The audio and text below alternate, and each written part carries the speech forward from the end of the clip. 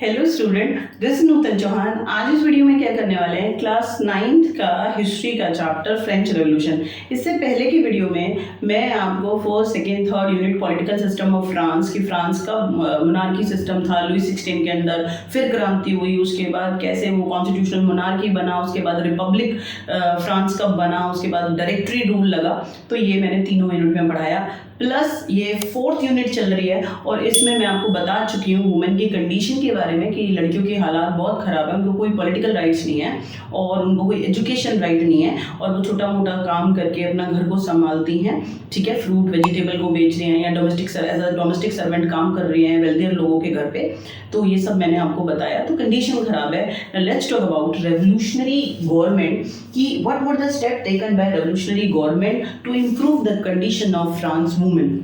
जब revolutionary government थी तो उसने फ्रांस में औरतों के कंडीशन को सुधारने के लिए क्या किया, हमें उसके बारे में बात करनी है। यहाँ पर ज़रा आप ध्यान से देखेंगे।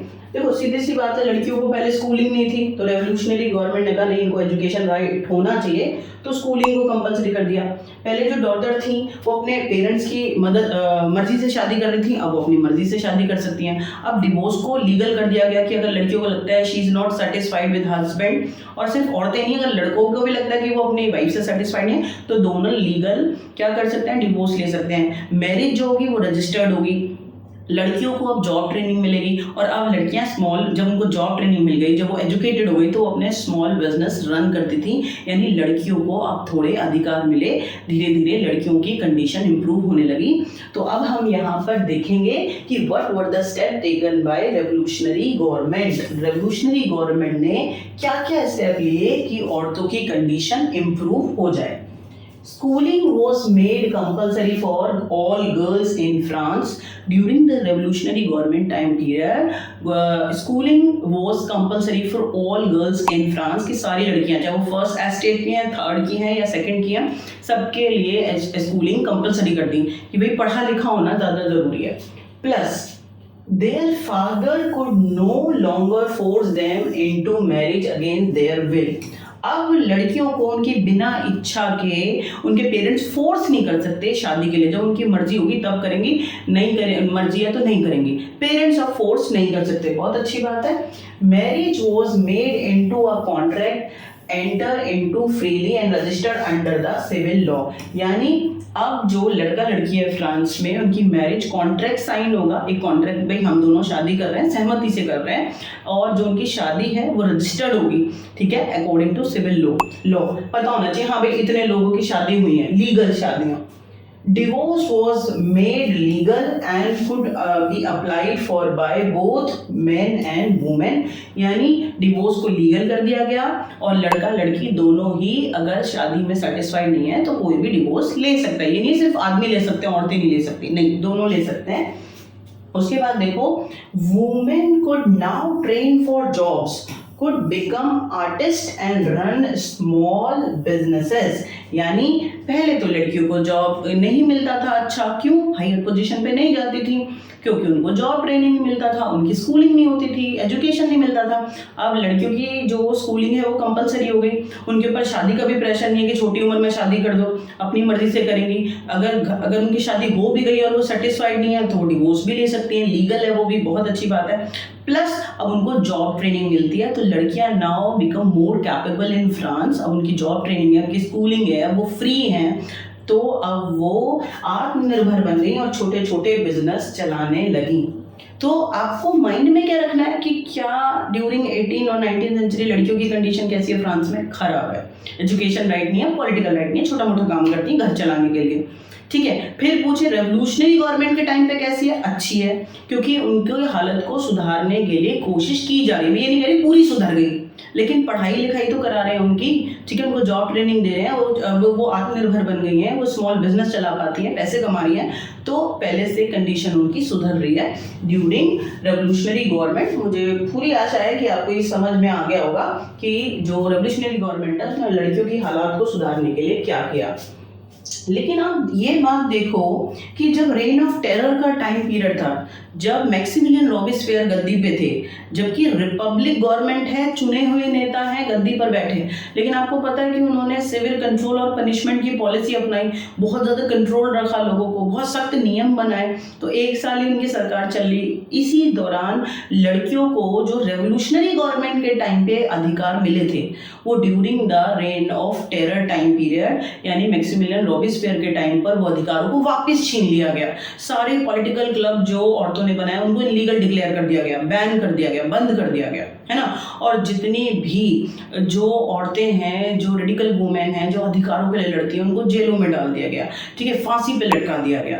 तो रेन ऑफ टेरर के टाइम पे लड़कियों की फिर से बहुत ज़्यादा कंडीशन खराब थी। Have a look. देखो, मैं फिर आपसे कह रही हूँ कि ओवरऑल लड़कियों की कंडीशन खराब है, लेकिन जो रेवोल्यूशनरी गवर्नमेंट है उसने कुछ स्टेप लिए लड़कियों की कंडीशन को सुधारने के लिए, लेकिन during the rain of terror लड़कियों की कंडीशन कैसे फिर से खराब हो गई, क्योंकि उनके सारे पॉलिटिकल क्लब्स को बैन कर दिया गया, उनको कोई पॉलिटिकल राइट नहीं है, जो रेडिकल वुमेन है, जो अधिकारों के लिए बात करती है, उनको जेल में डाल दिया गया, ठीक है। तो फिर से लड़कियों की कंडीशन बहुत ज़्यादा मिजरेबल हो गई फ्रांस में। देखो, द न्यू गवर्नमेंट यानी जो मैक्सिमिलियन रॉबिस्फेयर की रेन ऑफ टेरर वाला टाइम है, new government issued law during closure of women clubs and banning their political activities।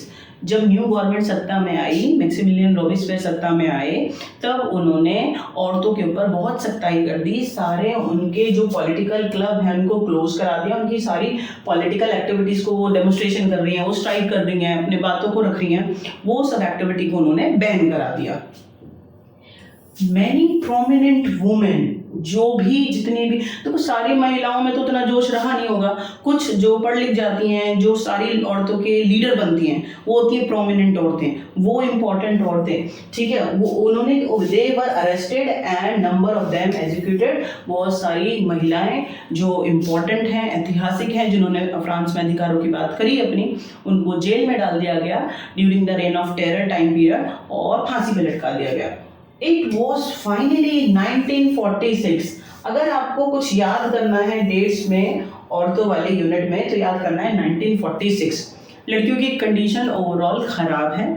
सिर्फ रेवोल्यूशनरी गवर्नमेंट ने कोशिश करी, कुछ स्टेप लिए, स्कूलिंग करा के, उनको जॉब ट्रेनिंग देके, डिवोर्स को लीगल करके, ताकि लड़कियों की कंडीशन थोड़ा सा सुधर जाए। लेकिन during the rain of terror time period, जो मैक्सिमिलियन रॉबिस्फेयर का टाइम पीरियड है, जब वो सत्ता में थे, तो औरतों के सारे पॉलिटिकल राइट्स को छीन लिया गया। वैसे तो थे ही नहीं, जो थोड़ा बहुत मिला था वो भी छीन लिया ना, वो पॉलिटिकल क्लब उनके क्लोज कर दिए, वो कोई पॉलिटिकल एक्टिविटी में पार्टिसिपेट नहीं कर सकती, सब पे बैन लगा दिया, सारी प्रोमिनेंट औरतों को जेल में डाल दिया और एग्जीक्यूट कर दिया, बाद में फांसी पे लटका दिया। देखो कितनी औरतों के साथ दबाने के लिए कितना, फिर भी लड़कियां डटी रही after long time period, after long struggle, ठीक है। औरतों को फ्रांस में 1946 में वोटिंग राइट मिल गया। मैं आपको ये सिखाना चाह रही थी कि लंबे संघर्ष के बाद फ्रांस में औरतों को वोटिंग राइट कब मिला, 1946। एक नंबर के लिए बहुत ज़्यादा इंपॉर्टेंट है। तो होपफुली यू अंडरस्टैंड। यहाँ पर हमारी 4th यूनिट पूरी अच्छे से कंप्लीट हो गई है। 4th यूनिट में सिर्फ एक ही कम्युनिटी के बारे में लिखा हुआ है, वो है औरतों के बारे में, उनकी कंडीशन के बारे में, कब इम्प्रूव हुई, कब उनको बहुत ज़्यादा दबाया कुचला गया, और फाइनली संघर्ष के बाद उनको वोटिंग राइट कब मिला, ठीक है। अब 5th यूनिट में भी सिर्फ एक कम्युनिटी के बारे में पढ़ना है हमें। हमारी नेक्स्ट वीडियो में वो है रेवोल्यूशनरी गवर्नमेंट या फिर रिपब्लिकन के टाइम पे पूरा टोटल फ्रांस में ना स्लेव्स की क्या कंडीशन है। स्लेव्स होते हैं दास, ठीक है। तो नेक्स्ट वीडियो में हम स्लेवरी सिस्टम के बारे में पढ़ेंगे। तब तक के लिए आप बहुत खुश रहो और पढ़ते रहो।